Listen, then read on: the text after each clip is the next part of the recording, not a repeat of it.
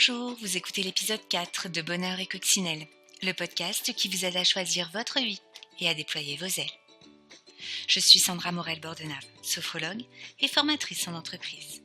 Et je souhaite partager ici, avec vous, mes découvertes, mes outils, mes trucs et astuces, pour vous aider à reprendre la responsabilité de votre vie. Bonheur et Coccinelle est un podcast publié chaque vendredi. Vous pourrez retrouver toutes les notes de l'épisode sur le site www.bonheuretcoccinelle.com, rubrique le podcast.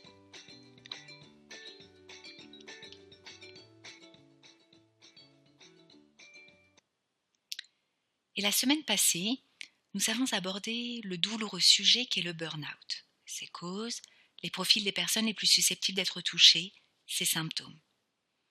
J'aimerais aujourd'hui, si vous le voulez bien, que nous jetions un regard optimiste sur ce syndrome d'épuisement. En effet, si la chute est douloureuse et la pente ardue à remonter, nul doute que si la personne se saisit positivement de cet événement sur son parcours, elle pourra alors transformer sa vie. Et là, je pèse mes mots en vous le disant. Oui, elle pourra transformer sa vie.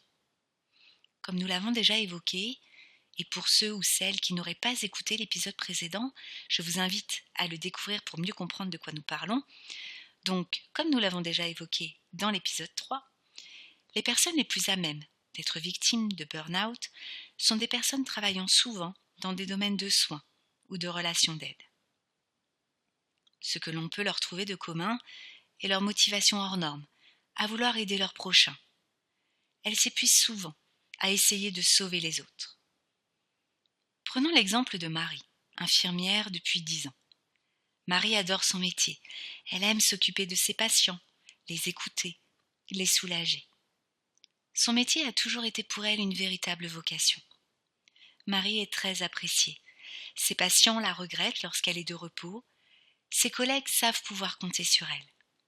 Sa hiérarchie reconnaît également ses qualités tant de technicienne du soin que ses capacités à écouter, à faire preuve d'une très grande empathie.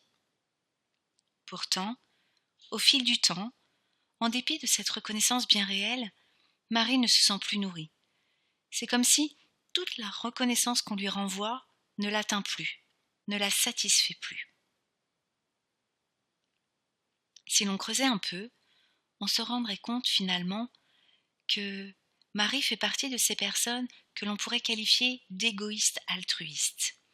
Alors je vous rassure, dès qu'on entend le mot égoïste, on prend légèrement peur. Mais il existe plusieurs formes d'égoïsme. Un égoïsme centré sur soi, ou autrement appelé égocentrisme, où là on ne pense qu'à soi, à son bien-être, à son bonheur. Mais il existe aussi une autre forme d'égoïsme, celui que j'appelle donc l'égoïsme altruiste, qui en fait, pour se faire du bien à soi-même, part du principe qu'il faut faire du bien aux autres. Et que, en faisant du bien aux autres, eh bien finalement, on se fait du bien aussi à soi-même. Et toutes les personnes qui travaillent dans le domaine de l'accompagnement, du social et du soin verront très bien de quoi je parle. Donc finalement, je crois qu'on pourrait dire que Marie fait partie de ces personnes que l'on pourrait qualifier d'égoïstes altruistes. Et finalement, elle pense que toute la reconnaissance qu'elle va obtenir dans son travail, qu'elle va accomplir du mieux qu'elle pourra, eh bien c'est cela qui la fait avancer. C'est cela qui est moteur dans sa vie. Mais en réalité, Marie ignore depuis longtemps, peut-être toujours, alors inconsciemment bien sûr, son véritable besoin. À savoir, son besoin d'être aimée. Au fil du temps, avec la fatigue et la lassitude qui vont légitimement s'installer, eh bien Marie risque de sombrer. Elle va nous décrire qu'elle ne voit plus de sens à tout ce qu'elle fait. Ses patients deviennent des cas, des dossiers. Elle dépersonnalise afin de se protéger. Vous voyez dès lors le scénario qui peut se mettre en place, et oui, celui que je vous ai décrit dans l'épisode 3 en effet. Alors, comment faire pour éviter de sombrer ? Et oui, parce que je vous ai dit que j'aimerais que nous portions un regard positif, optimiste aujourd'hui sur ce phénomène du burn-out.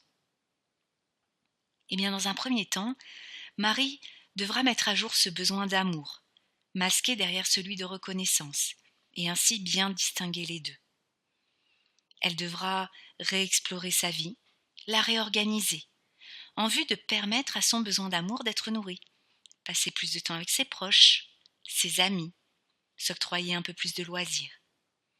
Elle devra s'autoriser à prendre plus de temps pour elle, prendre des pauses, apprendre à ne rien faire. Alors, évidemment, cela pourra lui paraître très compliqué, dans un premier temps, car remettant en cause tout son schéma de fonctionnement. Mais il en va de son équilibre, de son énergie, du sens à donner, à redonner, devrais-je dire, à sa vie. Cela peut être un chemin long, très long, difficile, mais il en vaut vraiment la peine. Il est très souvent nécessaire de se faire accompagner pour y voir plus clair, justement pour discerner cette différence entre le besoin de reconnaissance et le besoin d'amour caché derrière. Se faire accompagner aussi pour redéfinir des bases saines, pour rééquilibrer sa vie, et y laisser ainsi à nouveau entrer, en plus de son travail, sa famille et ses loisirs. Vous vous reconnaissez au travers du profil de Marie ? Il est peut-être encore temps, comme elle, d'agir avant de chuter. Et si vous êtes déjà tombé, je ne peux que vous encourager à vous saisir de cette opportunité pour redéfinir vos priorités. Vous n'êtes pas seul. Des praticiens sont présents pour vous aider, vous accompagner, afin de remonter doucement et tranquillement cette pente.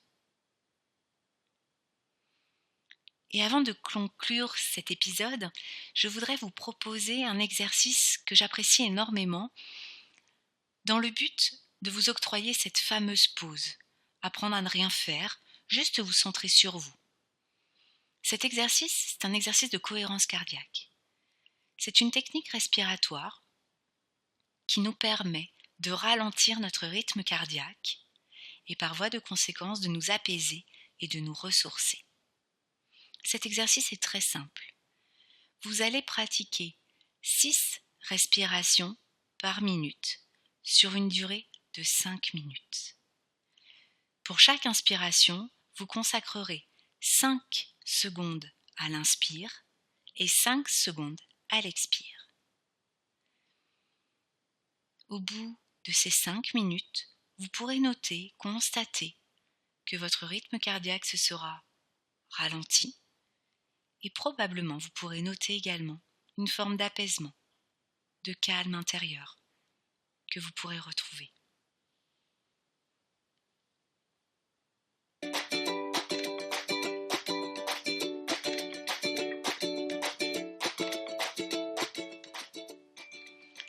Vous l'avez donc compris, cette semaine, comme exercice pratique, je vous propose de vous accorder cette pause de 5 minutes en pratiquant cette cohérence cardiaque à raison de 3 fois par jour, dans l'idéal.